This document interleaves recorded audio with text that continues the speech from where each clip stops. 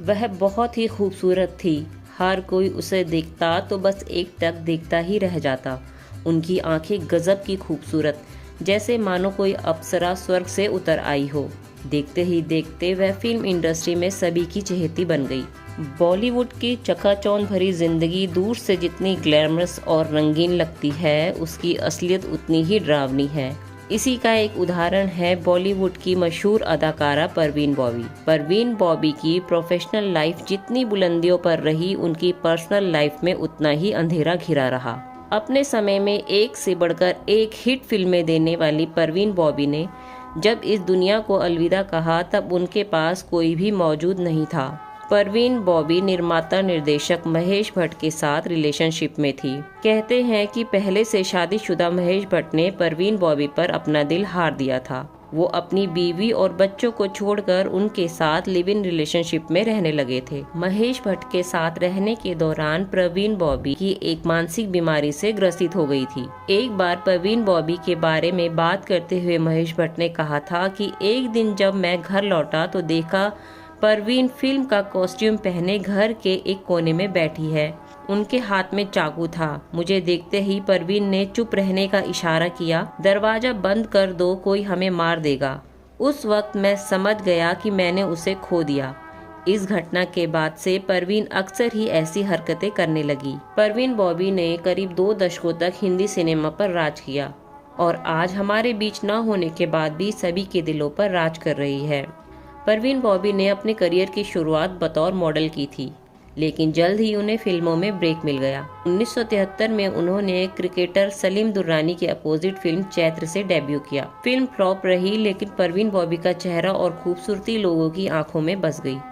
हर कोई यह जानने को उत्सुक हो गया कि आखिर ये लड़की है कौन। शायद यही वजह रही कि उन्हें फ्लॉप डेब्यू के बाद भी ढेर सारी फिल्मों के ऑफर मिले।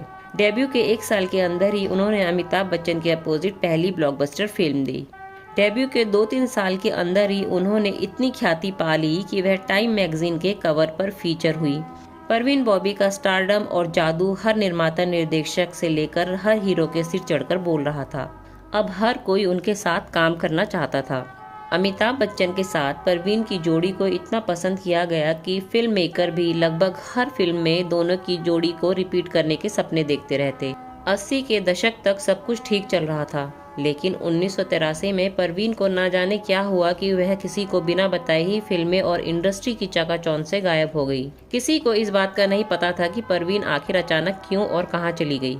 उस वक्त कई ऐसी अफवाहें उड़ी कि हो सकता है परवीन भी अंडरवर्ल्ड के चक्कर में फंस गई हो।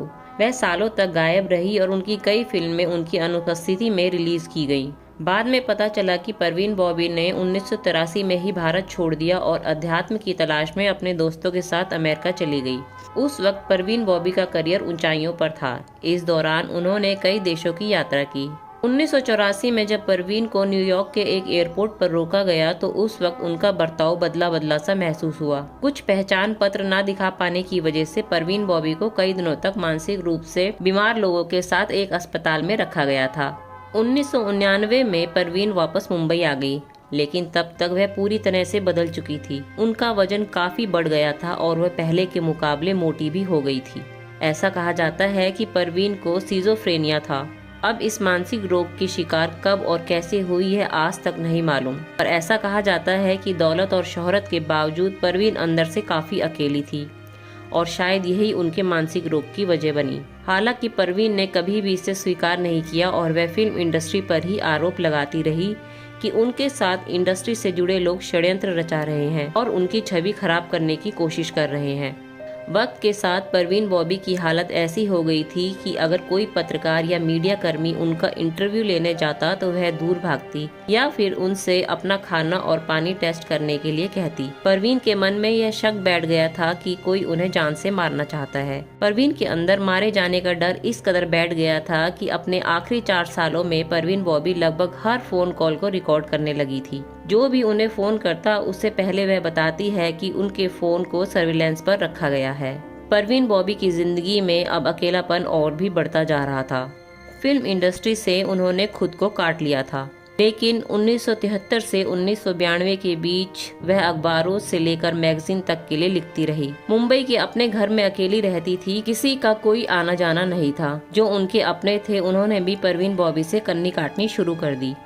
शायद यही वजह थी कि जब 20 जनवरी 2005 को वह अपने फ्लैट में मृत मिली तो किसी को कुछ पता ही नहीं चला। जिस सोसाइटी में परवीन रहती थी वहां के सिक्योरिटी गार्ड ने जब देखा कि परवीन ने 3 दिनों से घर के बाहर रखा दूध और अखबार नहीं लिया तो उसने पुलिस को खबर दी।